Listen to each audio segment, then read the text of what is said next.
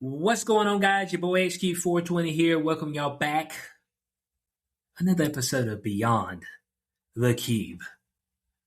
We have got the powerful one with us as always, Corey Hughes. Corey, is Denver warm today? No.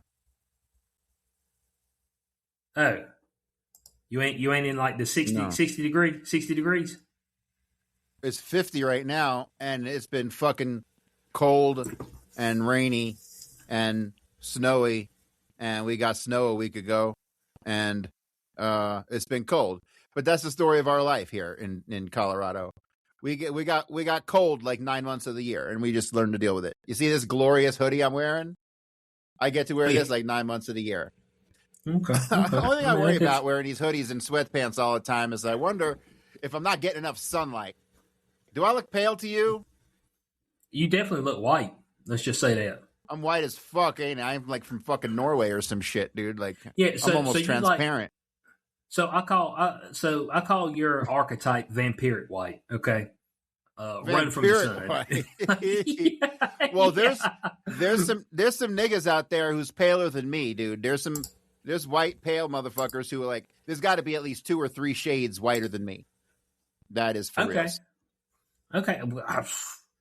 Look, anytime I talk to white people, I said, "Look, man, you got your different brand of white folks. Okay, you got the ones that had previously somewhere within their lineage did a little cross mixing with someone of native descent or black descent, and so their skin is able to intake a little bit more sun, the melanin, have a little bit more melanin in the background, and then you have your particular archetype, which is the vampiric white. Okay, this is Norway, this is Viking, this is, dungeon cave type shit. You know what I'm saying? So, like never seen the sun ever. yeah. I mean, like, so, and what kills me? See, okay, that's this why is the thing.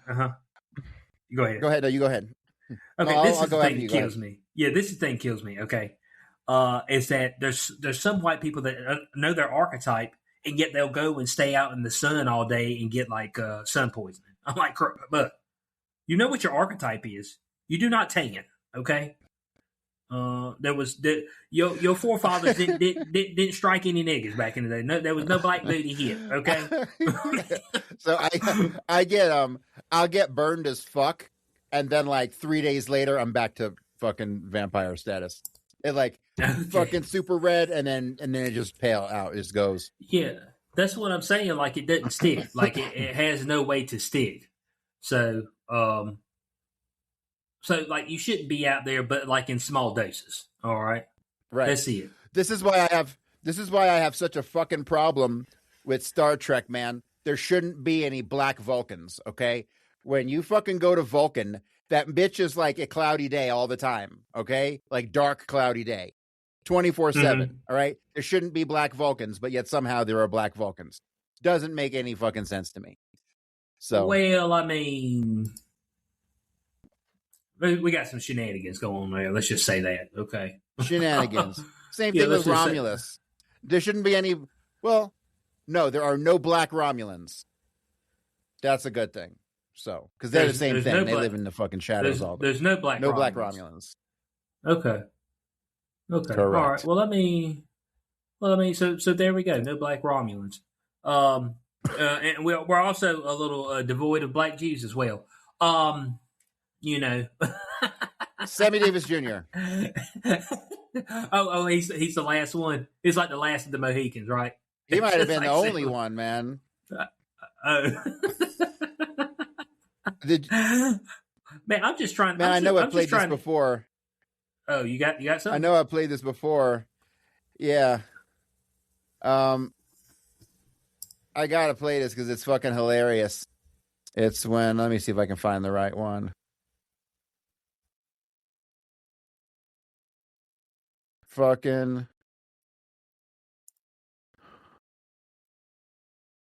Okay. All right. You got it. No? Maybe? Oh, here we go. Sammy Davis and that kind of shit. They were still around. What was he like? Just like you would expect. Just like he is all the time. You know what? That was coke. The whole thing was a mouth like this. It was? Think about it. That whole era is cocaine. I don't know anything about it. It's like this with that cocaine mouth. And the way he would laugh and hug and all that. He was totally coked up. That was all cocaine. That was a cocaine thing. Sammy told me he worshipped the devil. We were in Dan Tannen's on all the pictures of him. Sammy was like, Satan is as powerful as God. I was like, what? What are you talking about? He says, why do you think there's so much pain, killing, and murder? And Satan is. And he saw my reaction to it. And he kind of lightened up on it. And he was like, the Dan Tannen is dark. And the candles on the table. And Sammy's face over the candle. Satan is as powerful as God.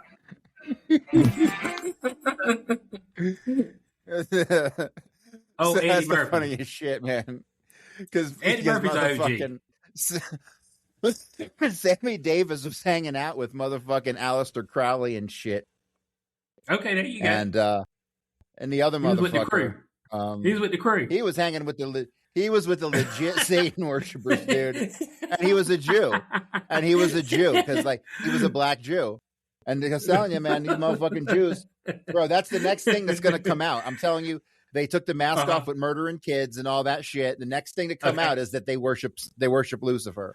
I'm telling you, it's coming. Man said it's on the way. It's on the way. But that was good coming from Eddie Murphy. He's an OG. I was talking to somebody at work today.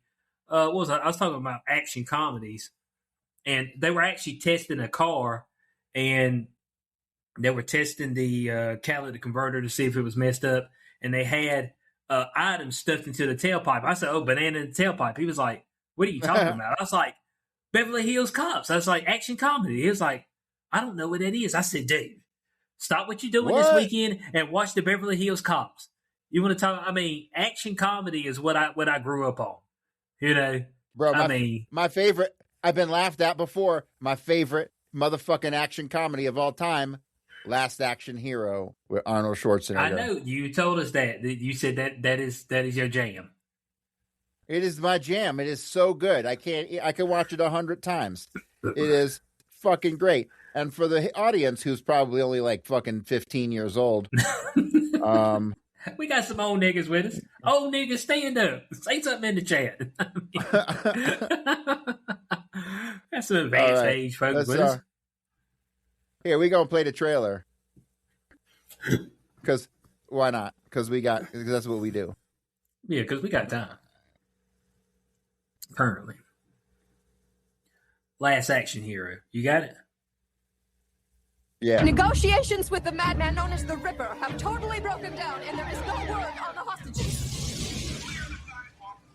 Police have surrounded the ground floor, and the SWAT teams are moving into position. Oh my God, they're shooting at us! Get down! The situation is out of control. The police are Is that a special hostage negotiator has been called in? What they need down here is an armored division, man. This is complete insanity. I've never seen anything like it.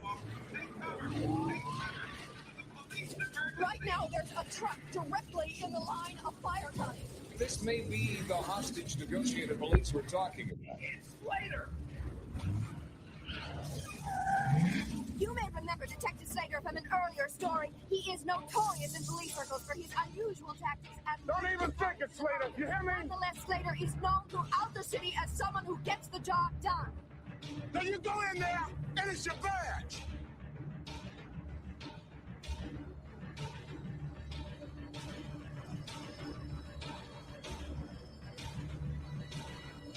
Sorry, not yet. Come back later. Arnold Schwarzenegger, Last Action Hero. Oh, that was the lamest trailer ever. 93. That was the lamest shit ever.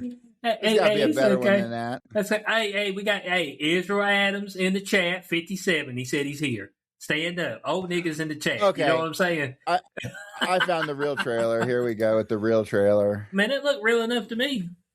It wasn't real.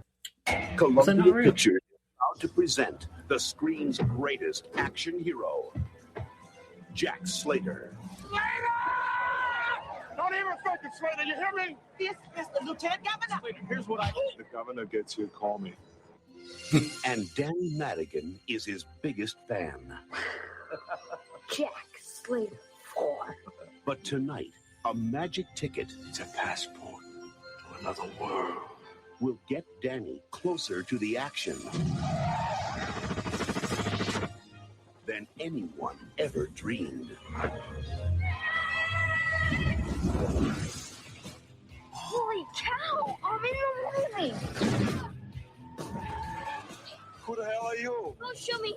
I'm Danny Madigan. I'm a kid. And you're going with him Who is this twerp? And where is that smile on his face? I don't even know these kids. to a world that's bigger than life This ticket is magic, and it really works. and better than real. You really believe that you're inside a movie, don't you? Yes! The bad guys are in there. I've seen it on screen. Could I speak to the drug dealer of the house, please? Have a nice day. Have him killed.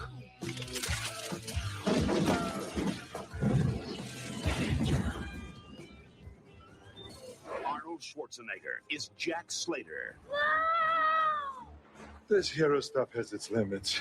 And Jack Slater is Everybody down! the last action hero. The big ticket for 93. The big there it ticket is. for 93. The big ticket. Hey, that's when you could go to the theater and have fun. You know what I'm saying? I mean, and look, That was when okay, you like so going to the movies. I remember every time I Okay. go, my feet always stuck to the ground. You know, has that changed any Oh, over yeah. the decades? yeah, it's not as sticky as it used to be. That's Okay. probably a mixture of soda and cum. What was getting jerked off in the theater? It's probably a little bit of a mixture. Sorry, guys, out there in the chat.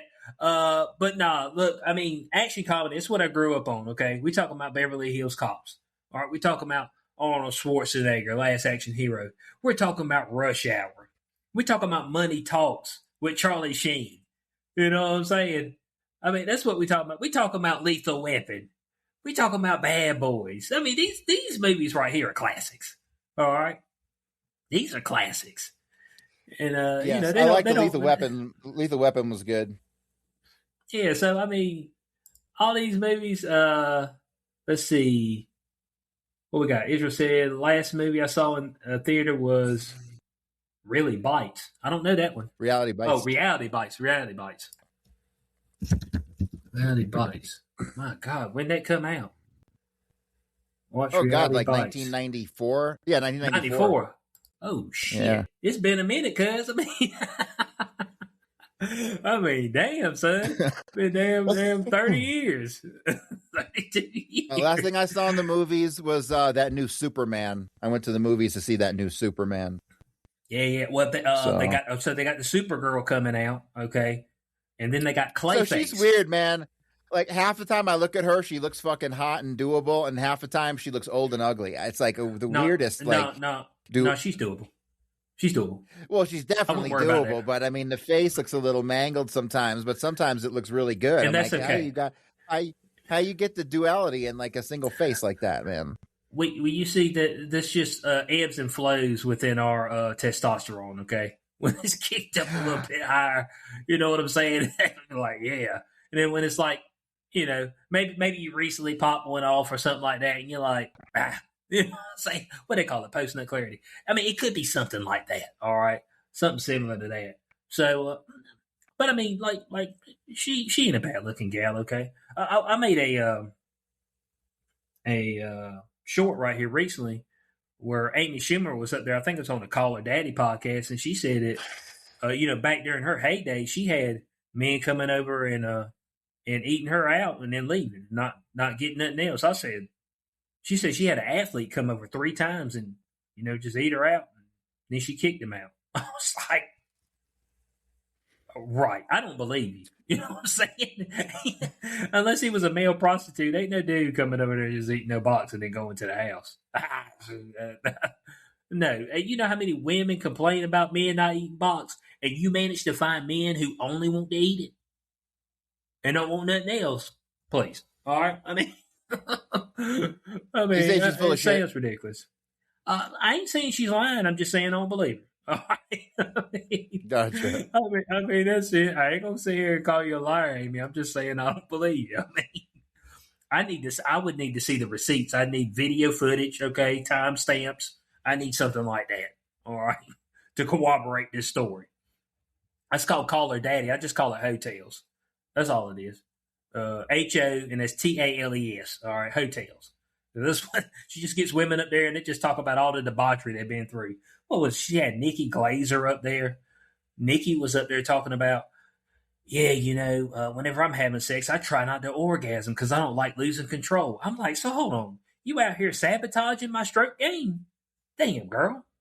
I mean, so I'm out here trying to do a good job on you. You out here trying to keep from nutting. I'm like, hold on a second now. I mean, damn, then I ain't going to do no good job then. I'm just going to go in there and do what I do and go on to the house. She said she like her boy, watching her boyfriend fuck other women. Obviously, that's something that happened to her early on. Yeah. She got fucked by a neighbor or something when she was 6. Yeah, she's in Hollywood and stuff, so she probably got taken advantage of. You know what I'm saying? She's a comedian, alleged comedian. But the kind of stuff she was talking about, I mean, but she was like, yeah, I like to watch him do other women because that's hot. But, you know, if he sits down and he asks the woman how her day's going, then I'm pissed at him. I'm like, well, shit, I might. Those people are broken on the inside. They're broken on the inside. I'm sorry. Those people are just, they got problems.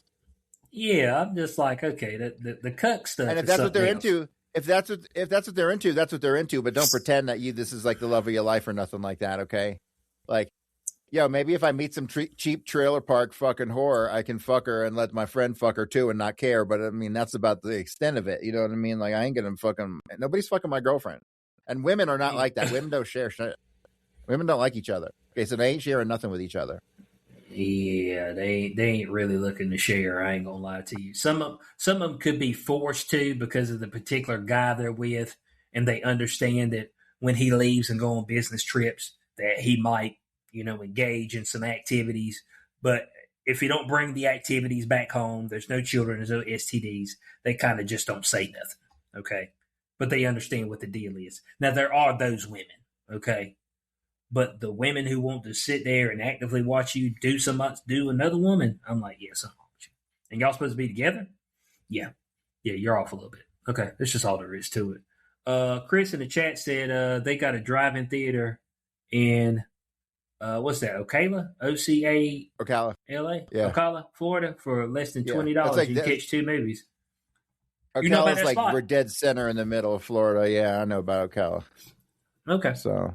Okay. It ain't exactly a bustling metropolis, but we got a fucking drive-in here too in Fort Collins, but it's only open from May till like October, and then that's it. They got to make all their money in like 5 or 6 months because of snow and shit. Some of these places are able to. Sometimes you're able to. You know, if it's a, I think a bustling spot. It's unfortunate, but I think things like drive-ins are novelties that they were once, you know, staples of American life.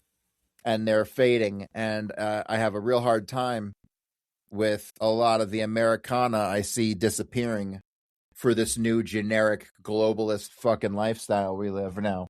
You know, it's disappearing, but nothing screams more than like it fading out. When I was in Myrtle Beach last week, okay, we went to the outlets. Now I understand during the week, you know, people work and things, but I'm in Myrtle Beach. This is a tourist town. I'm understand I'm a little off season. I'm not during the peak, but still, I mean, I expected to see some folks, but it was kind of dead.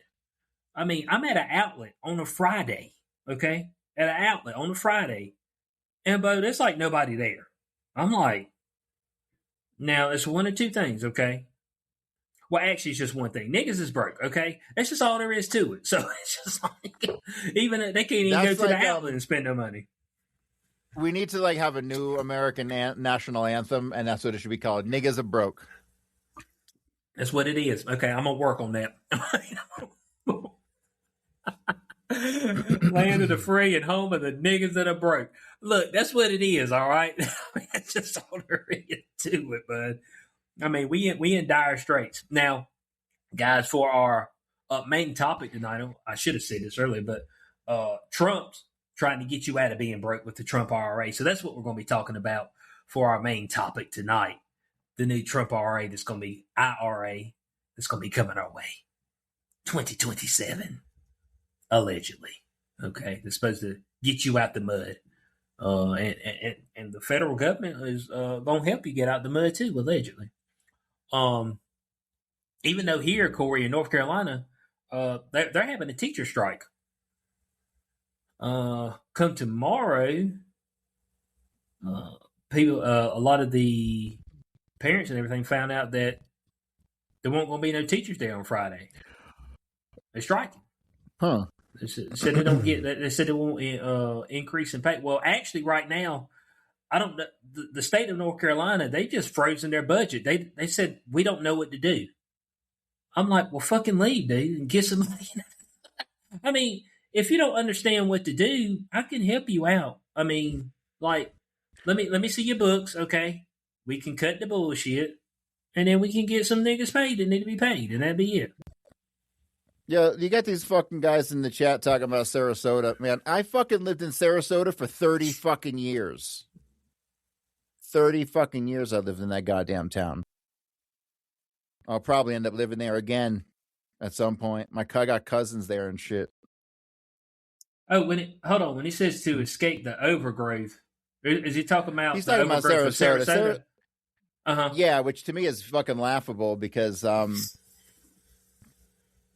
so I graduated high school from Pineview in Sarasota in 1994. So I was partying in Sarasota really from like 93 to like the 2000 and something, and it was tiny. Sarasota didn't have a big downtown area, nothing, but the downtown area got co-opted. They built all these fucking condos. I'm talking like skyscraper-ish condos. Well, skyscrapers for Florida, right? Ain't like New York skyscrapers, but like 30 stories, you know. It's a lot up in fucking Florida, especially Sarasota. So, but it's, you know, people who have been living there a long time, it seems like a different city, and it is. But I went back there not too long ago, and fucking most of that place seemed the same to me. You know, like, I can't drive down any goddamn street in that fucking town without thinking of some shit from like 30 years ago that I don't want to be reminded of, you know, like, so I really don't ever want to have to live there again. Oh, okay. So, I mean, here's my thing. If you fucking die in the town you're born in, you're a fucking townie, and you're like them fucks in the Middle East who like never leave their little fucking goat village. Nigga said a townie.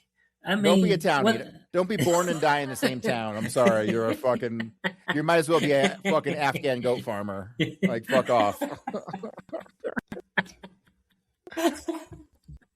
This is a goat farmer. Come on, cuz. Man said, hey, when you're born, the town you in, try to go somewhere else. You don't die in that same town. He said it's a sad existence. Hey, that used to be what people did, though, man. You had a sense of community. Okay, what about that, Corey? What about a sense of community? Okay. Well, I personally now appreciate the sense of community. It's harder in a bigger city. Well, Denver has a kind of weird sense of city pride, but it's not really a lot of sense of community. I don't know. It seems like too big for community. I live in Fort Collins, smaller town. Only about 100,000 people really live here, and half of them leave every fucking year and go home from college, right? So it feels more It feels more community oriented, and I like that. And I like going out to local mom and pop shops, and I like going to the local restaurants, and I like participating in the stupid local community. They get the truck, you know, the food trucks gather, and they have a band play out at the city park, you know, like once a month or some shit over the summer. And I like to go out and that just to feel like I'm part of something, right? Because Oh, It yeah. sucks when you don't feel like you're part of anything. You're like, the fuck? And like, I wear that stupid Broncos goddamn jersey. You know, I watch like just because I like that sense of community. Game. You watch a piece Right. of a football game. I watch every the year. 5-minute summaries. I watch the summaries every week just to justify my wearing the fucking jersey, right? So I appreciate it, and I feel like it's one of the things we're losing. But it's connected to other things, and it's a big long conversation. And this is where I start to get depressed over it and fuck everything. So, woo! I mean, you want to talk about taking was it left or right hand turn, whichever one? Okay, you just going directly off a cliff. well, I just hate seeing our culture and our fucking feeling of community disintegrate, and I feel like it has been disintegrate. See, here's the thing: you can go to certain places, like here in Fort Collins, it feels like it's delayed, right? It doesn't feel like our community is disintegrating at the rate of somewhere like in New York City or fucking Minneapolis, or you know what I'm talking about? Like, it feels like we have some kind of preservation of local, community. I'll use the word, even though it's too grand a word, traditions or just ways of being, right? Like, I was watching fucking Groundhog Day the other day, and like they go to Punxsutawney, Pennsylvania for Punxsutawney Phil. Right. And that whole event is a massive cultural event. It's fucking great. I love things like that, that bring people together for no other reason than they're alike, So, we've had people at war. We've had people for the last fucking, decades at war with this culture that we've created in America and intentionally trying to break down this culture here in America. And that's been very fucking heartbreaking for me. Because I see other Americans just go along with it. A third of this country's traitors just go along with that shit, man. I'd hang all of them. Fuck your trial. Man said a third. Man said 33%. So that'd be 100 million people. Is that what you're saying? Yeah, that's what I'm saying. That's the biggest purge in history. Sometimes you gotta, break a few eggs to make an omelet. Well, here's the thing, Israel. There's nowhere else. There's nowhere else to go, man. There just ain't. Okay, there fucking ain't nowhere else to go. Like, where the fuck you gonna go? It's everywhere's just trash. And like, if you want to know why, go back and look at like COVID rules. Like, I look at places like Costa Rica would be awesome. Parts of Mexico would be awesome. Fucking Thailand, Bangkok, that'd be fucking great, dude. I've been watching these Bangkok videos, man. You can get like, I'm not kidding. What would be like $1 million condo here in America, you can get over in Bangkok for like $100,000. I'm not even fucking around. Like, fucking, you can get a hooker on speed dial, like right from the lobby. Okay, like you just need to make sure they're in the lady boy for so cheap. Make sure they're in the lady boy. Right, exactly. but you go back and you look at what those look at what those places were doing during COVID, and then tell me you still want to live there. Same shit, dude. It was worse. Fucking Bangkok was mandatory fucking vaccination. It was like there are fucking places that were fucking just all these places, man. Like we think that we can escape to. You can't escape there, man. What the fuck? So, but no, I do want to get $1 million condo for $100,000. I said everywhere is trash. Yeah. Okay. Unless you can really hide, unless you can get one of them visas for like 10 years, a 10-year Bangkok visa, and then just go and live a low profile. And you have to figure out how you could continue to make USD, because if you go and start making their currency, nigga, you ain't gonna be able to afford what you stay. Right.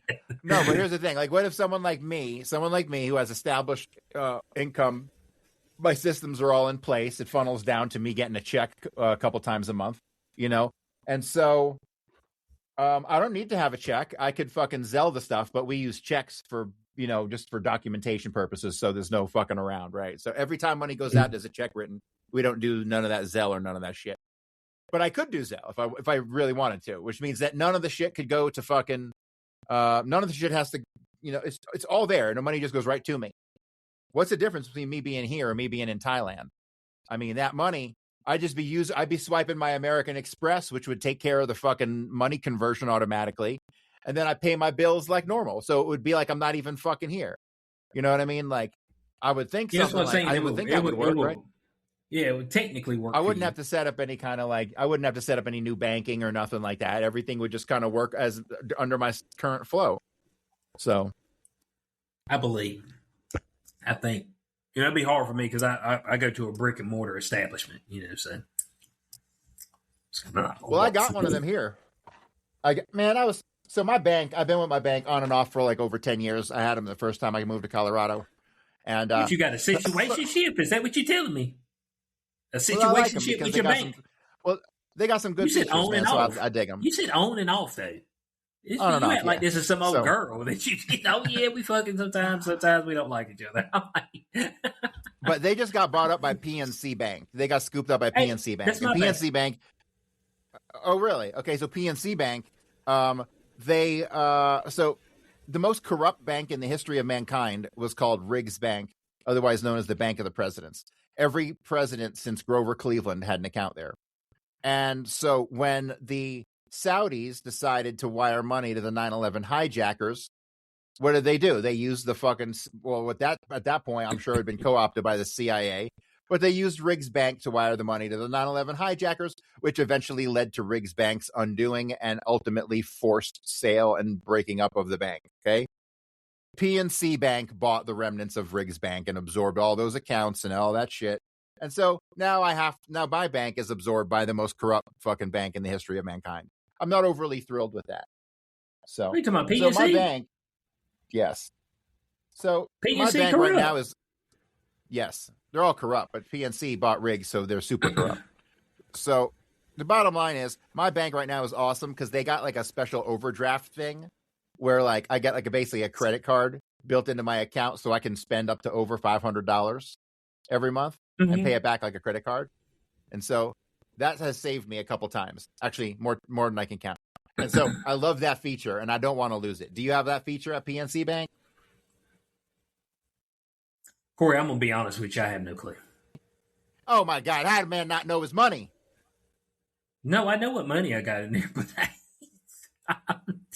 Yes, Chris, that's a bad thing too. Yeah, fuck paying them shit. Because the people who leave the country are mandated to pay the IRS. That's the deal.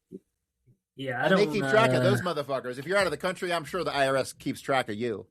Oh yeah, they checking you out, but nah. I mean, like I've never overdrafted, so I don't know.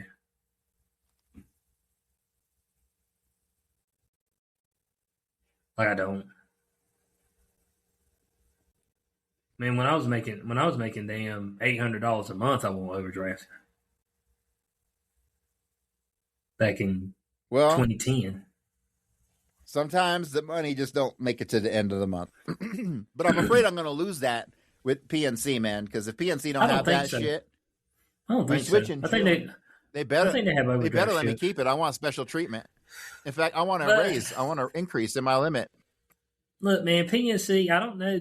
Who they buy? They bought RBC Centura because that's who I was with. I was with the Canadian Bank, Bank of Canada. That's who I was with for the longest. That's who my parents were with, so that's the count. And then they bought them. I think who else they buying? I seen PNC was buying what? First Bank, First Citizens, First something. They bought them out too. Yeah, First Bank. PNC just bought First Bank, and that's where I've been. Yeah. First Bank is only in like 2 or 3 states. It's only in Colorado, Utah, and I think in Nevada. So I think that's gonna is PNC gonna be either the third or the second largest bank? I think. I thought they were. Hold on. Is PNC the largest bank? And maybe I'm not right here. Oh, they rank it by assets. Okay, I see what they say now. They rank it by assets. So technically, okay, I would say so technically they're 7th because they count what assets you hold. So right. Whatever that shit is. Of course, J.P. Morgan's first, 2.7 trillion in assets. So J.P. Morgan, Bank of America, which has 2.4, and then it drops all the way down to Wells Fargo, 1.7. Citigroup has 1.07, and U.S. Bank has 651 billion. It's actually a wide gap there. But PNC's been buying up a whole bunch of places, though. That's something they've been doing right recently. I don't know. Since I've been with PNC, I ain't had no issues. If something happened with one of the credit cards, they were right on top of it. I mean, I got my investment accounts with them, so niggas be calling me about that. Hey, do you want to switch anything? Do we need to up this, up that, change your strategy? I don't know. They've been all right. So I'm like, okay. I mean, that's it. And I don't really feel like fucking with any of the other ones. We've got Wells Fargo, Truist's ass. My girlfriend's with Truist. They're straight butt ass. I mean, they're terrible. Okay, there's just no doubt about it. What else we got? So we got some local ones like United. Of course, the Bank of America's here. But I'm like, man, I don't know. I feel weird about moving money because I don't want niggas to all of a sudden say, well, man, somehow we got lost. I said, y'all better find that shit. I mean, don't get that shit lost in no transfer. I don't want to hear nothing about it, okay? I mean, that's all I know. Somebody, fat finger it. And they're just trying to figure out where they put it. I was like, nah. So, but they haven't given me any reason to want to switch, like at all. Like, no, ain't hit me with any crazy fees or nothing like that. So yeah, it's been all good through them. Says Wells Fargo is technically Truist. Is it? Wells Fargo has been around. Wells Fargo is not a subdivision of anything. Wells Fargo has been around for like fucking 150 years. They've been around since like 1850. I thought they bought at Wachovia. Then they buy at Wachovia. Wachovia became. Yeah, they bought Wachovia. Yeah, that was a long time ago. That was like 10 years ago. Yeah, it was. Because Wachovia went under. Because, God, I think people lost their damn investments. Because some how people come all banks go under eventually? All these banks go under, and they're all missing money. How does that work? They said the big. Oh, I bet they're in. Well, I bet they're in worse shape than those ones who fucking failed, but they're too big to fail.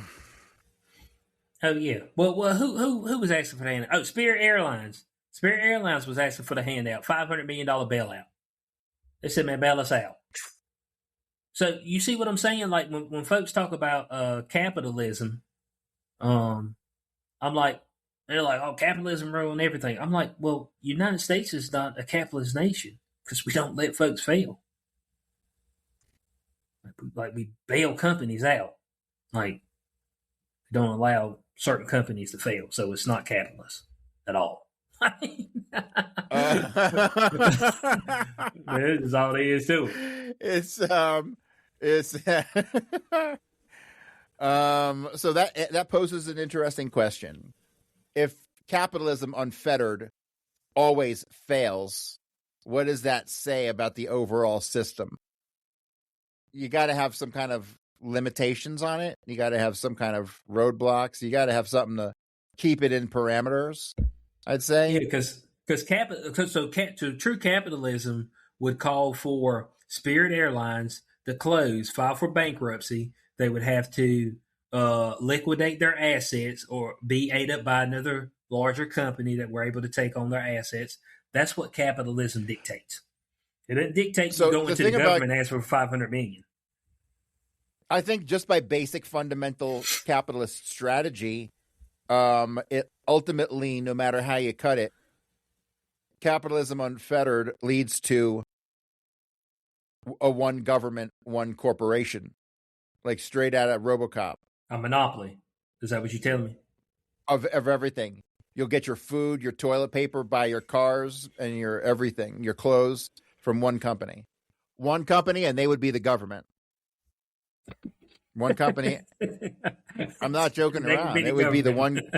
Like, it's Omnicore straight out of fucking RoboCop. I think that's what. Like. I think that's what like pure capitalism leads to. Here, let me see. Omnicorp is a mega corporation that creates products for virtually every consumer need, has entered into endeavors normally deemed nonprofit, and even manufactured an entire city to be maintained exclusively by the corporation. OCP is Omnicorp's parent company. Ultimately, it is the one world government company. That's what it would be. I think that's ultimately because the fundamentals of capitalism would insist that every company attempt to buy out its competition at some point. and therefore you'd have an ever shrinking pool. Even though you'd have new people entering the market, you'd have a constantly shrinking pool to where you would eventually have industry leaders that are so big and so entrenched that, number one, not only can they not fail, but they have the ability to just buy everyone, even at like double or triple their worth. You know what I mean? Whatever people would want for their company, they would be able to afford. And eventually that would lead to complete and total violations of all antitrust law. And we'd be fucked. But by that point, the government doesn't need to be lobbied because they're the government, they're the lobbyists, they're everything all in one. Yeah. They would finally create a product, which they don't do now. They don't create any products. Corey, I'll get to a couple of these questions. Okay, you wrote it there soon. Somebody was asking about a signed copy of Warner from History. So Corey give you the details on that. I'm not doing any of that stuff until the second one's done. And I've been taking my time with it because I don't want to fuck it up. And okay. And so the second one's going to be fucking long as fuck, like 400 plus pages, because I just have so much data to input. I have so much fucking documents and shit to put in there. It's just taking me a long time. And also, I'm really not in any rush. The first one been selling. Here's the fucking weird thing. I kind of understand it, but the new book is out, and that's caused me to sell more of my last book, right? Like, so whenever I have a new book come out, it sells about double what the last book is currently selling. Like my Lee Harvey Oswald book. Like right now, I think I sold like 22 copies of the new book, and I think I sold around 10 copies of Lee Harvey Oswald in black and white this month, in the month of April. And so it's always interesting to me because it sparks people's interest in my past work, which is good because I got a lot of books coming out, man. I got a lot of books coming out. My next Oswald book will be out in October. And then I'm probably going to just fuck around till the end of the year and not do shit. And then next year I'm going to, what am I going to do? I'm going to Lee Harvey Oswald in Russia. And that's going to take me at least minimum. If I hit it really good, I'm going to take at least 6 to 9 months just doing the research. And then it'll take me like 3 to 4 months to write the book, right? So I'm looking at the entire year being tied up in Russia. And then after that, I got to do Oswald 62 to the end. And that's going to be the hardest of them all because I think the current record on Oswald 62 to the end is complete bullshit. I think it's complete bullshit. We got chronologies that put Oswald in places, and it's just like vague with no references on why or where or what the fuck. And it's like, how the fuck you know Oswald was there? There ain't no documents. You know, like I'd say like, we don't know fucking where the fuck Oswald was most of the goddamn time, period. Like everything we've been told is like a crafted fiction. And Oswald's out doing other shit. Like, so Oswald does some weird shit, which I don't really get why he put himself in a position to do this. But he ends up going and talk at the fucking Jesuit college in Alabama. John Eugene Moret, his cousin, has him go and speak there. And he talks about his time in the Soviet Union. Okay, that's not really a big deal. And then he comes back. He stops in a motel, stays in a motel overnight. We got this this is in July of 1963, right? And so that part's okay. His cousin got him this gig because his cousin's like going to school to be a priest or whatever, right? So he's in that kind of, you know, it was just convenient, so I can see that and him doing that. But here's the deal: like in the 2 days leading up to that date, Oswald signed into the Atomic fucking Energy Museum in Knoxville, Tennessee. And everyone lied about this. For some reason, they attempted to hide this. And because all the people who went with him to fucking to the Jesuit college, Lillian Moret and fucking Marina, and I think Ruth Payne was aware of this also and commented on it at some point. But all these motherfuckers tell this story about driving up to fucking Mobile with Oswald on the days that he's signed in at the fucking Atomic Energy Museum, right? So they're hiding the fact that Oswald went to the Atomic Energy Museum. Why the fuck are they hiding this? And so that's a big fucking problem, man. That's a big problem. I need answers there. And no one's got any. So I'm going to have to find them. And then you got like a letter is written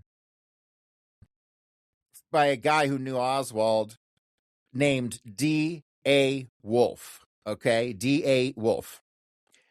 And people have speculated on who D.A. Wolf is, and I think they're all fucking wrong and stupid. Because when I fucking looked up D.A. Wolf, what I find is that D.A. Wolf, he had written a letter about Oswald to the commission or something like that. And he kept calling him Harvey. He's like, he kept referring to him as Harvey, not as Lee. And he even refers to him as L. Harvey Oswald at one point, as if Harvey always talked to him and introduced himself as Harvey, right? So when I fucking, here we go, like in the modern era, where it's like Kennedy researchers don't know how to use the fucking internet. I swear to God, know how much shit I've learned just by Googling this shit? Well, I Googled D.A. Wolf, and guess who the fuck D.A. Wolf is, who wrote this letter? D.A. Wolf is a fucking atomic scientist in Knoxville, Tennessee. Okay? This is a big fucking deal. This is a big fucking deal. Why is Oswald slumming it with a fucking atomic scientist in fucking Knoxville, Tennessee? And why is everybody lying and trying to cover it?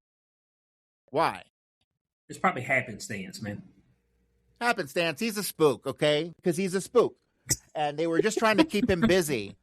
They were just trying to keep him busy because he was complaining. I'm sure he was complaining. He wasn't doing anything. He had to go work bullshit jobs. So I'm sure periodically they gave him something to do that he had to probably even just pretend that he was being a spy.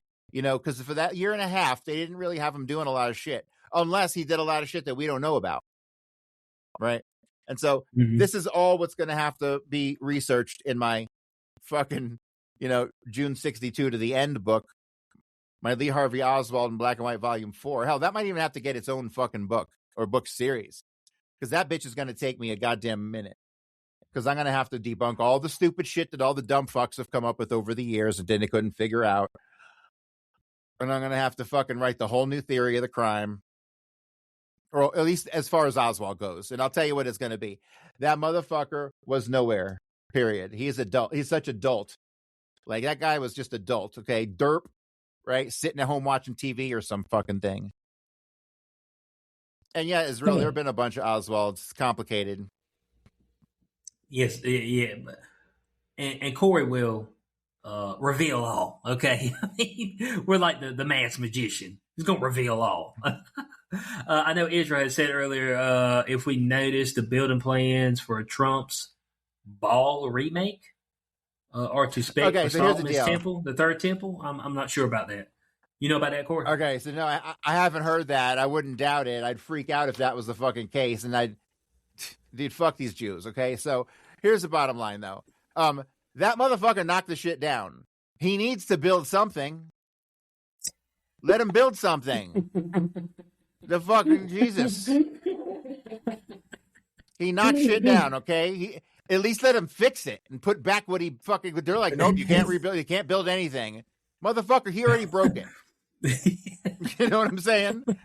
Fuck. Oh, man. So what I've been hearing is that he's wanting to put some sort of super duper high tech spy underground bunker. He wants to put Hitler's bunker under the fucking under the ballroom. That's what I'm hearing. A super high tech fucking command center where he ain't got to go nowhere. He can just go over to the bunker, right? So that's what I'm thinking. You can't. Okay, these fucking Jews. I swear to God, if they think they can build the third temple in Washington D.C. and bring back the Moshiach, these are the most stupid inbred fucking cocksuckers that the world has ever produced. You know, ever. In unison. Fucking ever. Man said that in unison. I just love these motherfuckers think that they can get around God. They're not allowed to use machines and stuff like one day a week. They're not allowed to use like technology. They're not allowed to open doors with their hands and shit. And so they create a contraption that opens the door for them. Like, God doesn't know what you just did, you stupid fucking arrogant cunt, you piece of shit. Like, God's looking at you like you're an idiot. If there's a God, he's like, what the fuck are you doing with that shit? Right? And that light, that they're not allowed to use electric light on the day of the Sabbath or whatever. I don't know if they're fuck their stupid words. Was Sabbath it Passover and all that? Yeah. Yeah, Sabbath. Yeah. Well, so is on one day a week they can't use the lights, like they can't use the doorknob. And so what do? They created a light that is left on starting the day before, but it's got a turning shade, right? So you can cover it and then you can turn it. So you're technically not using the technology. You're just allowing the light to shine through by turning the shade to the next thing, right? So it goes black, it goes off. And then it's like, are you what? What? Yeah, they also got to drink. Like these people are worse. These people to me are worse. Yeah, with the yellow, and they get the good shit with the sugar. And I fucking hate it. Yeah. These people are more primitive than those African fucking tribes, dude. We wear the loincloths. I swear to God. With the loincloths and the women be walking around with their titties out. Yes. Titties be full on out.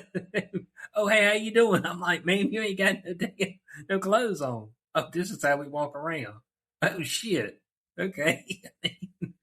I mean, I guess. I mean, it's all good. Yeah, I don't know about the alleged third temple. If you talk to some people, the prophecies already came to pass back in 70 AD. That's what the growing sentiment is on people who they say they actually believe in God, Jesus, all this other stuff, but they said, hey, all that stuff came to pass. It's like when Jesus was up there talking to him, and it's like, some of you before me will not taste death until these things come to pass. It's like some of y'all before me, like y'all, not niggas in 2026, but like I'm talking to y'all. I mean, you know what I'm saying? So we always try to equate stuff to us, with hope, because let's think about this. If somebody came to you and said, hey, when you die, that's just it. Like you go into nothingness, like you cease to exist ever. That's it. Folks they'd be like, fuck. So I mean, you got to have some hope for the afterlife, right? I used to think that we just kind of went to nothing, and just nothing. But I can't imagine nothing. Nothing is hard to imagine, right? Like the best we can come is when we sleep. We just we don't know what's going on, and that's kind of what we think death is like. We're just kind of like not there, and it goes real quick or whatever, right? But I something opened my eyes to another possibility, and this is I give this like a 1% or less chance. But you've seen that shit about probably way less.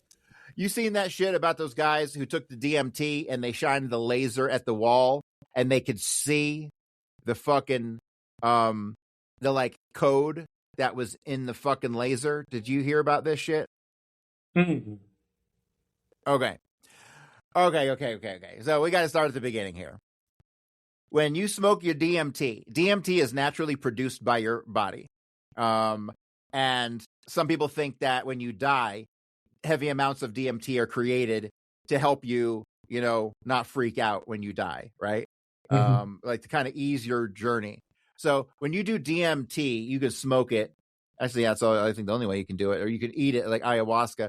But you fucking smoke that shit, dude, and you will have like a near out of body experience, and everything becomes very, for me, and from what a lot of people tell me from what their experience is, it's very visual. And like, you'd look up at the popcorn ceiling and like all it would be like fucking gears. Like it would be all you would see is gears spinning, right? Fucking turning all over the fucking place. And you can tell that like what you're seeing is not fucking reality, or maybe it is reality and we don't live in reality normally. Well, these motherfuckers found that if you took a fucking a red laser beam, not a pinpoint one, but one that's a straight line, like a ribbon laser, right? That projects like a fucking line like that. I forget. I think it was green or red or something like that. When you did DMT and you fucking had this laser up on the fucking wall and you had it widened to a certain width, you hit that DMT and you could look into where the laser beam was. And the thing is, like, imagine this. Imagine like you're tripping balls and everything is fucking moving around you, right? All the shit is turning. But when you looked into the laser, the fucking code, you could see these symbols. Like inside the laser beam on the wall, you'd see the symbols. Those would be fixed. Those would not move. Like if you were to move upwards, the fucking image of the symbol would stay fixed. And then as you move down again, it would be fixed. And if you got in and you looked like up into the laser, you could see other symbols like higher up. And if you moved the laser, it would go to those new symbols that you saw in the laser. I'm talking like people who've done it think that it is the code of the fucking universe. And it's some wild ass shit, dude. Wild ass shit. So I done told niggas about doing drugs, okay? Look, look, man, hey, look, y'all motherfuckers out here smoking this and smoking that and snorting and sticking and shoving and all this. Bro, y'all are gone, okay? I'm sorry. Y'all are fuck, man. I'm just giving you the real, but y'all, but it got you way out there, all right? And so you be out here looking at the damn wall, and folks would be like, maybe we need to send what do they call that? Damn, I'm trying to think of the word. Anyway, maybe we need to send them some help. You know what I'm saying? Send some help over there for them, okay? Because now they're gonna be hitting DMT every day trying to figure out what this code is. Niggas be writing it down. They be looking like Jim Carrey on that movie. Was that the number 23? Where he goes everywhere and he sees the number 23. I think that was the name of that movie. Wasn't it number 23? that movie was weird. I haven't seen it in a long time. Yeah, where he's freaking out because he sees 23 everywhere. That's what you end up being like, okay? So you might want to what if 23 really is everywhere? And it could be, but I'm not sitting there looking for it. Like people, what is it? Not a new concept, basically living in a mirror image of reality or an inversion. And yeah, that could be the case. Look, I tend to not even think about it because I don't know why.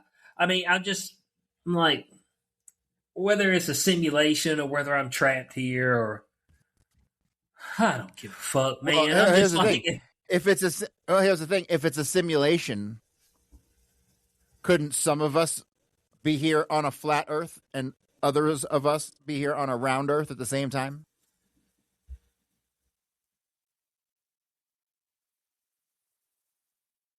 No. We're on the same shit, okay? I mean, that's what I'm telling folks. They say, look, man, I get it. Like sometimes we want to be over philosophical, you know what I'm saying? And sometimes we're looking for answers that are not out there, okay? Like you don't have access to those. Now, somebody has access to them, okay? Now, I don't think somebody has access to what happens after you pass, but I think people have access to a whole lot of the wonders of the earth and just haven't shared them with the rest of us. Okay. So I do believe that. We're talking about, there's a bunch of hidden shit in the Vatican that only like 2 niggas can go see. You know what I'm saying? Yes, they probably got like giants in there. They got a dragon. You know, they got Sauron's fucking like crystal ball that sees everything. Yeah, they got the one ring to roll them all. They got all that shit. They got fucking a predator down there, a xenomorph. They got all this shit. Okay, I mean, so hey, they ain't no telling what the U.S. had. Look, man. When they said they went over there and hit the folks with the discombobulator, you don't think they got other shit that's crazy as well? You know what I'm saying? I mean, folks said they froze and shit themselves. I mean, come on now. I mean, and you know what happened. So I'm like these folks, they got info and they ain't sharing the info. And look, I can't blame them because I don't think people can handle the info. You won't be just straight up. Like I look across the spectrum of people, and people can't handle when I tell them that it's going to be a week before I'm able to look at their car. No, now you want me to give them the breakdown that we got 4 dragons underneath the Vatican, but we're doing everything we can do to keep them from busting out and burning the world down. I mean, come on, man. I mean, you know what I'm saying? You tell us some crazy shit like that. Oh yeah, but yeah, we caught a couple of aliens. You know what I'm saying? I mean, they were coming to blow the earth up. But I mean, hey, we stopped that. Y'all didn't know that. Yeah, when we said we were shooting over there at this country and that country, we were actually fighting aliens. I mean, the whole time. Some shit like that could have been happening. I don't know. You know what I'm saying? They got some top secret shit, and so that stuff will never be known. Nobody will ever know except for the people privy to the information. And sometimes I don't even think that's people that's per se in the government. There's a hierarchy to this. People outside of the government will have access to this knowledge. So what's been fascinating to me lately, and I'm not like sold on these like mud floods and that stuff, and like the Weird World's Fair conspiracies. There's something odd going on there. Yeah, I'll give him that, but nobody got it really figured out yet, I don't think. But I was watching this fucking video. This is because, AI is all we got on YouTube now is AI videos, motherfuckers like telling stories, and it's all AI. Okay, so AI just it's like robot. Okay, so it sucks. Like I don't think it'll ultimately fail because people can tell it doesn't have that human inflection. It doesn't have that. I'm in the middle of it talking about something, and I think of some titties, and so I pause for a second, right? And then before AI don't do that. You know what I mean? Yeah, AI don't think of titties in the middle of things talking about Israel. So there's motherfucking. I watched this video like right before I hopped on, and it was an AI video, and it was talking about in 1989, the Soviet Union had these people who were miners, and they were drilling down, and they were at 5,000 meters, and they broke into a compartment, and inside the compartment were 7 thrones with giants with the elongated skulls. And 2 days later, the hole was sealed, never to be spoken of again, and all the documents were destroyed. Probably a completely bullshit story. However, we've seen enough weird shit go on that stuff like that is possible. Right.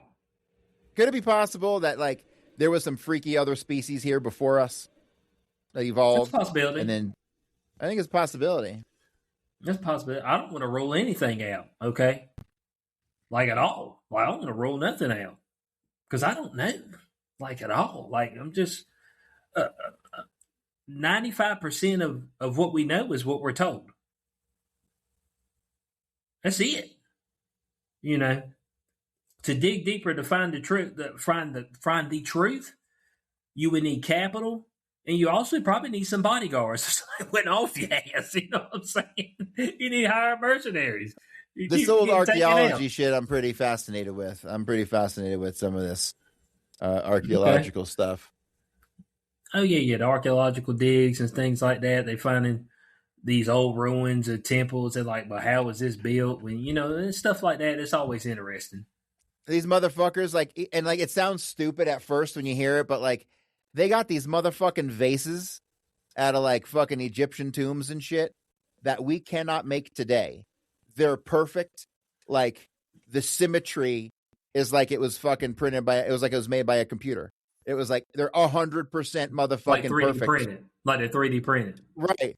Like they would be that kind of precise. Exact measurements and stuff. And this is like fucking 3,000 years ago. We cannot possibly, under any circumstances, reproduce the shit that they did because it's all carved out of one-piece stone. A lot of their shit is one-piece stone that they carved out of. Yeah. Mm-hmm. Fucking, that's some wild shit, man. That's some wild shit. They were doing that, and they were also having to dig a hole to shit in. So, so they were carving the one-piece stone, and then they had to go dig a hole out back so they could shit in it. I mean, could both be true at the same time? I'm not sure. All right. I'm uncertain on that. Okay, without a shadow of a doubt. Corey, I want to get into the main topic, okay? which is this Trump IRA. Okay, he's looking to help you out. Okay, he's looking to help you out. Look at him right here, cheesing. So we got right here. We got let's see what we got right here. Okay. So this is for people who don't currently have access to a 401k or other workplace plan. All right. And he says, I promise to make the same types of retirement accounts enjoyed by federal employees available to all Americans. And that's what we're doing here. It only seemed fair. Okay, as he signed this. Now, it says right here that low-income earners with an individual retirement account, IRA, through their employer will receive a yearly federal matching contribution of up to $1,000 each. All right. And it says that designation applies to individuals making less than $35,500 annually, heads of households making $53,250, or couples making $71,000 a year jointly. Okay, so that's what we got right here, Corey. So I mean, he's looking to help you out. You know what I'm saying? Looking to get you in the market. And I think he's just looking to get more money in the market. Look, God damn it. Yeah, that's exactly what I'm thinking. This is another handout to Wall Street. So this fucking guy, here's the deal, man. Like, the government should not be getting involved in any of this shit. At this point in my life, I've seen enough. I'm against all fucking handouts, all programs. We shouldn't have Social Security. We shouldn't have jack shit. Okay? The government should do as little as fucking possible. And that's it. Okay? Okay. I don't want to fucking hear it. Like, I'm sorry. Like, I'm totally sick to fucking death of the money. Like, the redistributions of wealth are a fucking no-go with me. And if there's going to be programs that redistribute wealth, like aid programs, they should be done private sector-wise. And there can be heavy laws governing how they do that, so they don't just fucking, so it doesn't function like the current nonprofit system today, where, you know, fucking they only got to give out like 1% of the money that they collect for the charity or whatever, and 99% goes to admin and fucking salaries. Like, fuck that shit, you know. So it all should be fucking private. I'm a private sector everything guy, really. The only reason that I'm still stuck on things like the U.S. mail is because of national security issues. You want to make sure that shit gets where it's going to go, and you have to do it yourself. You can't trust any corporation when it comes to national security issues. I don't know how the fuck they trust. And I don't know how Lockheed Martin and all these fucking, you know, General Dynamics type corporations, I don't know how there hasn't been like tons of leaks out of there. They must run a tight ship over there. But hey, it's real to tight. me, the idea of, at the highest levels of national security, you don't outsource that shit. So I'm really kind of stuck on the U.S. mail. It should be well funded. But most other programs, like, fuck that. Like, we don't need any fucking food programs. Fuck the Department of Education. I don't know, the fucking forests. Fuck the forestry, man. That can be done by the states. Everything can be handed back to the states. But the federal government should have some sort of homogeneity of policy across the states, with little variation. I'm kind of a mixed between a states' rights guy and a federalist, because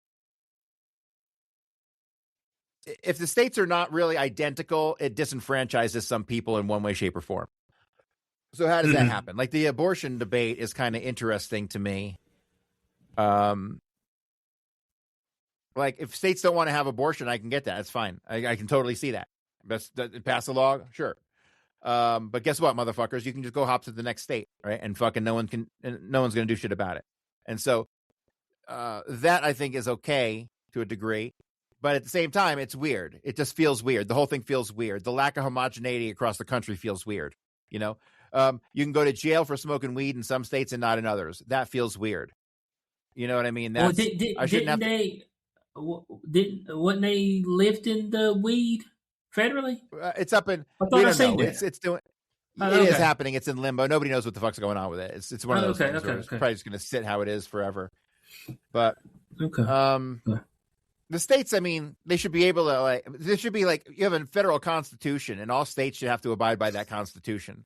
And so when states kind of shape their own policy, I would think that usually that policy would fall on one side of the constitution or the other in one way, shape, or form. So therefore, it shouldn't really be too much. There shouldn't be too much range of differential between the states, really.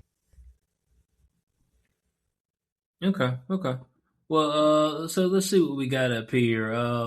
January 1st, 2027, is when TrumpIRA.gov is going to open up. Treasury Department is going to launch that website and to begin the field applications. Okay, so you can put your application in, guys, and maybe the government will send you an extra band, to your account. Now it says an earlier effort under former President Barack Obama, my RA was eliminated by the 45th president in 2017. Okay. So this initiative comes as Trump touts his administration's efforts to improve economic outcomes ahead of 2026 midterms. If you don't get gas down, that's not going to matter because gas is high as fuck. I mean, that's just all there is to it. And that's what most people just see right now. They just see that gas is high as hell. And they're like, yeah, that sucks ass. So what else we got up here? So it says earlier this year, the Treasury launched a Trump accounts initiative with billions of dollars in seed money from donors to provide kids born between January 1st of 2025 and December 31st of 2028 with tax advantage savings accounts. Okay, so there we go. So they're trying to give you a little bit of a leg up if you're a newborn. All right. It says each child born in that window got $1,000 starting sum, but others will be allowed to open their programs own like account. Programs like this force people into a system. I mean, the people have to opt into it, sure, but I don't like systems like this whatsoever. To me, this feels like a Social Security type system, but Social Security we're forced into. And when you look at a statistic breakdown of Social Security, it's just not fucking worth it. The money you pay in, you'll never get back. Ever, especially if you start paying in young, right? And so it's just a big fucking grift. The government shouldn't get involved in these grifts. It's just the whole thing's ridiculous. Here's the thing. We should never hear about the federal government in the news ever. Never. They should be dealing with foreign policy and, maybe some trade regulation here, some general oversight in some areas. But for the most part, shut the fuck up, right? Don't be blowing people up and going to war and all your shit. Just shut the fuck up, stay in the background, let the people do their thing, and fucking everything will be fine. Well, Corey, that's a little difficult, because you've got to look like you're doing something. All right. God forbid that you get in there and nobody ever hears about anything that you ever do, and you do nothing at all. At least the people feel like now it's like, well, at least I know they're working, per se. Look, my favorite part of the government is when they go in there and they have these tribunals where they sit there like, we're getting answers today. When they had the COVID tribunals and the damn airline tribunals. Changes. Yeah. And then the tribunals for the Supreme Court justice. What is a woman? Fantasia Brown. I don't know what a woman is. Oh. And then she's in the Supreme Court justice anyway. It's like, why'd y'all have this whole tribunal? She was going to get put in either way. So, I mean, y'all just up here just damn making a show. You know what I'm saying? I guess that gives some folks something to talk about. And they get there and say, oh, yeah. Whoever that fuck is, nigga, looks all clean cut up there, and he was really dead serious when he's asking questions. I can't think of his name. I know it ain't Conley. I can't think of his name right now. But he gets right up there, and he gets right to the business, all right? And he grills them. And I'm like, yeah, you get him. That's what folks are like. Yeah, did you see what he did to him? Yeah, he fucked him up. And I'm like, and? I mean, niggas left and went to lunch. You know what I'm saying? I mean, when they got done, they all went to lunch. You know what I'm saying? It's like, they all had lunch at the same spot, Now maybe they didn't sit at the same table. Maybe they had some type of feelings. It's like, man, you ain't have to hit me hard like that. But they were in the same cafeteria. All right. There's just no doubt about that. So, we had that going on. We had the COVID tribunals, when they talk about gain of function, they're like, Fauci, we see right here where you continue to fund gain of function research. Did you continue to fund it? Well, it wasn't really gain of function. It was, yeah. I mean, it's just like, looks like gain of function to us. And I'm just like, So his lawyer must have gone to him and said, his lawyer must have gone to him and said, look, you're fucked. So you might as well just go out there and just lie and be adamant that you're correct, no matter what. That's your strategy. And that's what he did. Yeah.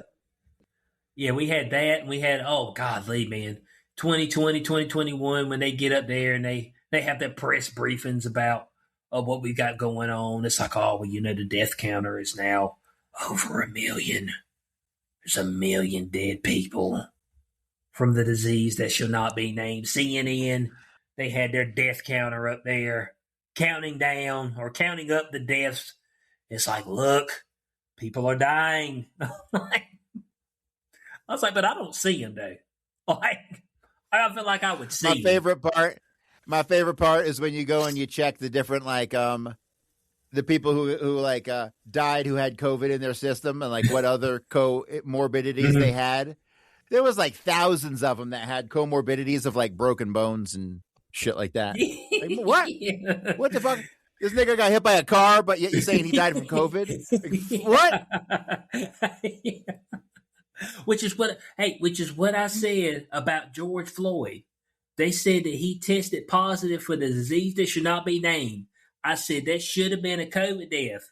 My man, what's the dude's name? Chauvin. Chauvin should be exonerated because that was a con-vid death. All right? They said he had it. Was that at the time of COVID?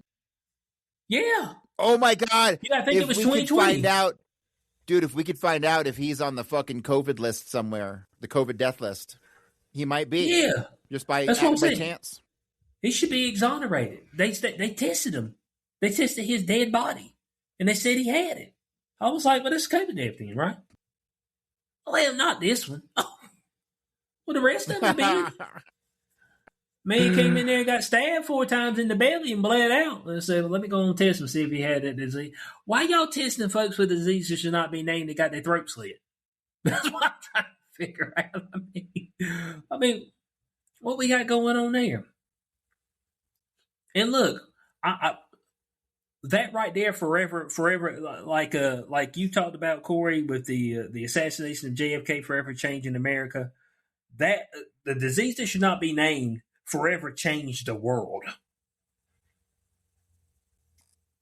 I mean, that's like 100 years from now, you can go back to that pivotal moment, whatever this shithole will look like at that point in time, and it'll be a jump off. I think at some point, yes, and I think that you can say that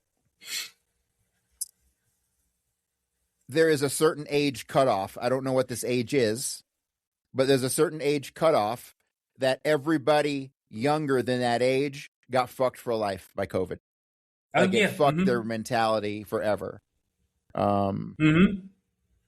So that's fucked. I would like to know what that cutoff age is.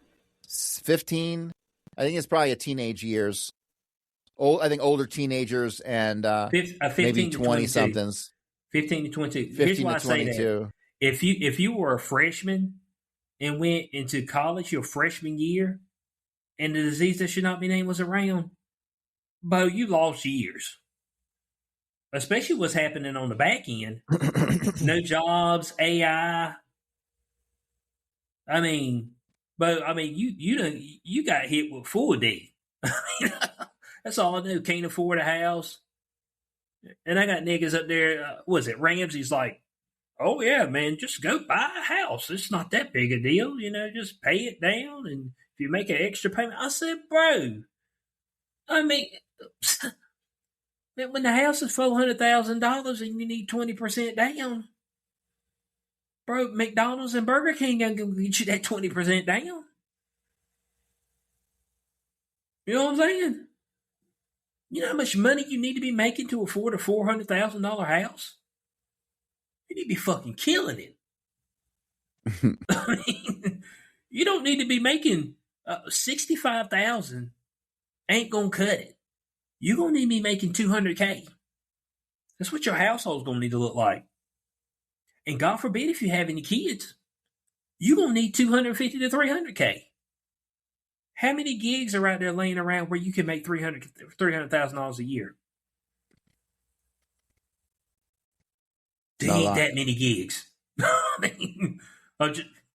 There just ain't. You know? So, like, when folks talk about, the issue that we have is that we don't have enough supply. I said, fuck you. There's plenty of houses, nigga. Can't nobody buy them. There's currently not even houses for sale, but there's currently 1.5 million unoccupied houses in this country. Yeah. There's houses, dog. Can't nobody buy them. So I still don't understand our economy. I'm still waiting for the crash that I've been waiting for like 5 fucking years. Seems to be closer now than ever, but every day it gets closer than ever. It's like you walk in the plank, and next thing you know, you're a foot off the plank, but you ain't fallen yet, which is, I think, where we are. You know, when the fucking coyote runs off the cliff, but his legs are still spinning in the air? Like, that's where we are. That's where we are. Because the fucking housing market, man, like, there's something like a fucking 500,000 more sellers than there are buyers right now. Or something crazy, like some crazy number like that. And there's been so many people had the houses on the market for like a year, 2 years, 3 years, and are just taking them off and giving up on selling them. And so that's bad. That means that there is going to be, you keep thinking there's going to be like a fucking crash, like sudden, but I saw a documentary, or at least like a half-hour little thing on this a couple years ago, and it basically said that crashes happen over a period of years. Like the last crash took 4 years to really fully pan out. To really get to the bottom took about 4 years. So I don't know. I think we're in that period where we're like heading towards that 4-year curve, right? But we're not quite there yet. But I think in the next year or two, holy shit, dude, I think you're going to start to see some houses go for dirt ass cheap. What we got to remember though, Trump came out and said we can't let housing prices drop because it'll fuck you old folk. I'm like, the old folk are fucked anyway. Nigga, if you don't sell your house, I don't give a fuck how much it's worth. If you don't sell it, I don't care how much it's worth. People are like, oh, well, it's got equity. Nigga, when you pull equity out, that just ain't your money that you can just run off with, and the bank ain't expecting that dust back. What the fuck, man? When people talk about equity in a house, they act like it's just free money that somebody gonna give them. Oh, yeah, that's $300,000 for equity. That's $300K. I'm like, hey, bro, they want that money back, man. I'm just letting you know. And people try to compute. They're like, okay, well, I bought the house for $250,000, okay, and I'm selling it now for $350,000, so I made $100,000. I'm just like, well, not exactly. If it's paid off, how much interest did you pay? How much did you actually pay for the entire house? With interest. Okay, tally it up. Okay, how many repairs did you have to make? Did you tally up all your maintenance costs? Did you tally up your property taxes? If most people went and looked at that, they would find out that they probably lost money when they sold. The only people that gained money... we're in a time right now. Yeah. We're in a time right now where it's not even a close option as to whether to rent or buy. Oh yeah, I can I'm constantly looking at places, at apartments and houses out in Las Vegas because I'm going to end up getting there eventually. And so right now, I can get like a banging fucking studio apartment because I don't need shit. I got me and a dog, right? So what the fuck we need? Nothing. I got a nice studio apartment I'm looking at. It's exactly $1,000 a month. If I wanted to buy some shit, the average going rate for buying something right now is $2,100 plus your utilities, plus your insurance, plus your taxes. You're looking at say $3,000 a month just to fucking have a house. And a condo ain't much better. A condo maybe $1,500 to $2,000. Mm-hmm. What the fuck would I want to do that for? There's no point. I could get an apartment and just keep buying crypto with the other $1,000 I'm saving. But there you go. I mean, you know what I'm saying? So people talk about that opportunity cost now that you have whenever you sink so much money. into a residence or something like that. And so, like, you have to weigh that out. And a house. I'm not telling people not to buy a house, because if you got a family, things of that nature, it probably makes sense. Okay, you got roots in a particular area. For you, Corey, you're mobile. I mean, you don't have a wife, you don't have kids. So, I mean, for you, like, they say, I don't need to damn hunker down nowhere. Your particular job that you do is not stationed, it has to be stationed in a particular area. So, boom, like, you can be mobile. You know what I'm saying? So, for people who's, they got a steady job at a particular place, it's where they're going to be for the next 20 years. They want their kids to go to this particular school, their wife work, boom, I get it, man. Get you a house, okay? Got it. Good. Boom. Nigga, if you ain't got no kids and you can be kind of mobile, man, you want to make sure that you're free, okay? Where you can just have some mobility, because opportunity comes within mobility. So a lot of people passed on opportunities because they weren't mobile, because they couldn't sell the house that they were in currently. And so if they can't sell the house they're in currently, they can't move somewhere else and get another place, because they can't afford to pay 2 mortgages or pay rent and mortgage. So it's just like, so the opportunity cost is too high sometimes whenever you just purchase a house. Like I said, I mean, it makes sense for some people don't. So when I bought my house in 2010, I bought a 1,500 square foot, 3-bedroom, 2-car garage kind of house, brand new construction. And I paid $135,000 brand new. And my mortgage payments with my taxes and my insurance was just over $800 a month, like $810 or something like that. Mm-hmm. That house today is worth $365,000. It's a lot of fucking money. Yeah. I never should have sold it. It's a story of my life. Selling the best investments I make.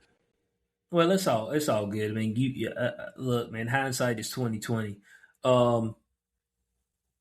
But you've also got to realize within anybody who's currently got a house, things of that nature, when you sell it, you're gonna have to move somewhere else. So it's like, you got to live somewhere. So how much is that gonna cost you? No mobility. You got zero mobility. If you're not making $200,000-$300,000 a year as a household, you don't have any mobility. If you got kids and all that shit, you've got zero mobility. And you got a house, you can't do it. You just can't, unless you're in a particular suburb or town that's up and coming and people are wanting to move there for whatever reason, which is actually this area that I'm in. That's like the area I'm in. It's actually exploding as far as with people. This is a college town, but we do have the hospital as well.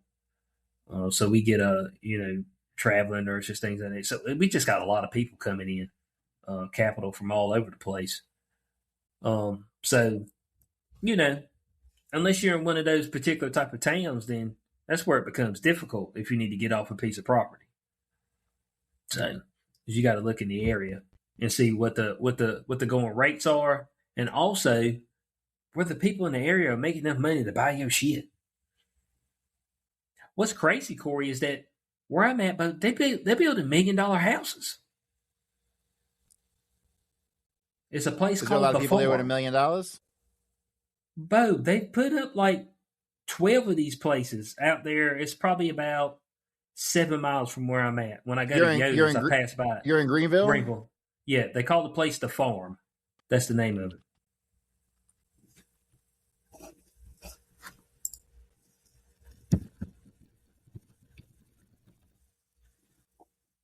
Maybe they're not $1 million houses. They're pretty close to it. Man, you got an illegal alien problem. You got 3% of the population there is the illegals. Oh, is it?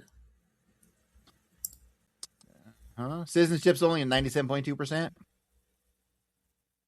Huh. Is that right? What's that place called? The what? I think it's called The Farm. Hold on, let's see. Houses.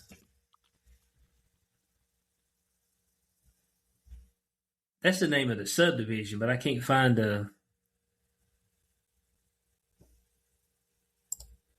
Is this it? This may Is it be Winterville? Yeah, there we go. Yeah. Damn. Yeah. Bruh.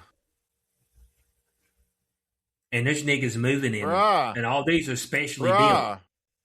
How far is this from you? Oh, this is like about 7 miles. It's like right up the street. Okay, now dude, some of these houses, bruh, these are all multi-million houses, multi-million-dollar houses. Yeah, it's legit real shit. So when I say there's money moving in this area, dude, there's fucking money moving in this area. Like I'm talking about like crazy. This ain't like money. no fuck around money. Some of these houses, man, they're looking like $3-4 million. What is the range of these? Do you know? I don't know because I don't think they won't give you the price. Like they're like, we're not putting the price up here. Like if you want to, it's like you're just gonna come bring us a check. You know what I'm saying? And like all of them are custom. So you know how most of like your complexes that are in, they're all cookie cutter and look the same. None of these houses look the same. They're all unique. I'm talking about one of them has got the industrial style damn skyscraper windows in the front of it. Like the entire front of it's that. I'm like, okay. I mean, who the hell is out here? I mean, you know what I'm saying?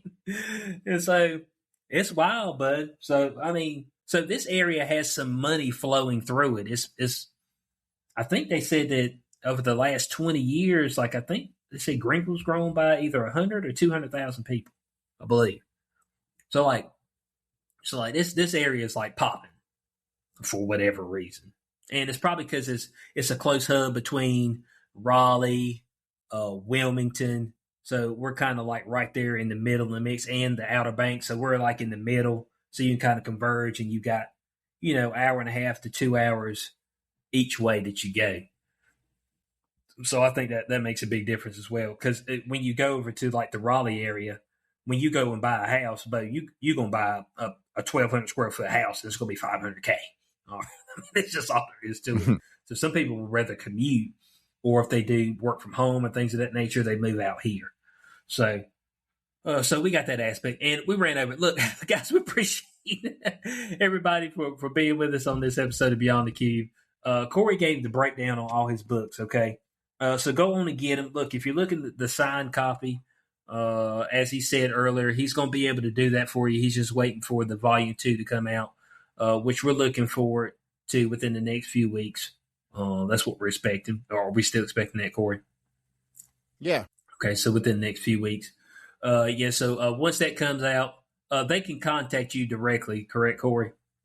Via website. Yeah, I'll eventually have a link somewhere, but I'm also going to be... See, here's the deal with the hardcovers, man. Like, Amazon's hardcover quality is dog shit. Like, their hardcovers, unless you get, like, a stack of a fucking heavy stack of them, you buy one book, that cover is going to be curled like a fucking Pringle. Mm-hmm. Going to have a big old curl in the front, and the back cover, too.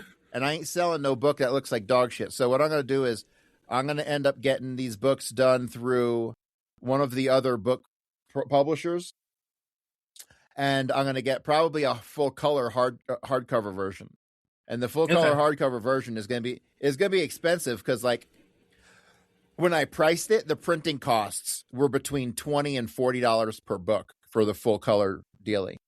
So you're looking at at least a $75 book. You know what I mean? At least. Mm-hmm. So, but yeah, I'm going to be doing that. So just soon, just give me like a month or so, and I'll have those about. Okay, so be on the lookout for that. He'll have a link, CoreyHughes.org. You'll be able to go there, be able to get your signed copy. Okay, and that's what the people want. All right, that's what I'm seeing out there in the chat. That's what the people want. They want Corey's signature, famous signature. And I look, Corey, I talk you up at work too. I was like, hey man, the World War II historian himself, Corey Hughes. I mean, so I talk him up. You know what I'm saying? JFK is short and there. I said this guy because actually a couple of my bosses who are at work, they talk a lot about the conspiracy stuff and what's going on in the government and all that. And so I say, hey, man, if you want to know about some JFK stuff, some World War II stuff, I was like, Corey's your guy. All right, so get on board with that. I was like, he's the guy. So, and actually, one of my bosses, he was out there at Las Vegas last, what was it, Saturday, at the Sphere to watch fish. Oh, really? Yeah. He's like, was your buddy out tonight. there? I was like, no, he won't out there, not at the Sphere. No, I'll be at Dick's. Tell him I'll be at Dick's. Oh, okay. Yeah, so yeah, he went to the Sphere and watched him. So yeah, we got Day Zero. We got that coming up Sunday. I know that we're not going to be able to do the UFC. I think this next UFC is numbered, if I'm correct. But that shit comes on at 4 a.m. All right, so nigga, I ain't gonna be up. That shit said Perth. All right, Fuck that. I'm gonna let you know right now. No, all right. Oh, that's Strickland. That's a Strickland fight. Is it? Is that the Perth one? Yeah, at 4 a.m. Shit, that shit early as fuck, dude. I was like, yeah, I'm good. So I'm going to catch that on the back end. I'm going to catch that on the replay. All right. That's what I'm going to catch that one. So make sure you go to xq420.com for everything I do. Oh, just a PSA for everybody. I know we'll have Day Zero this week. The following Sunday we won't because it'll be Mother's Day. And so, we got Charlie doing stuff and Lindsay be doing stuff. And then my girlfriend is a mother. I don't have kids, but she's a mother. So I'll be doing stuff. So we'll have a little bit of a hiatus there, but then we'll reconvene with Beyond the Cue. So we appreciate everybody for being with us, for supporting us. We'll catch y'all on Day Zero on Sunday. Peace out.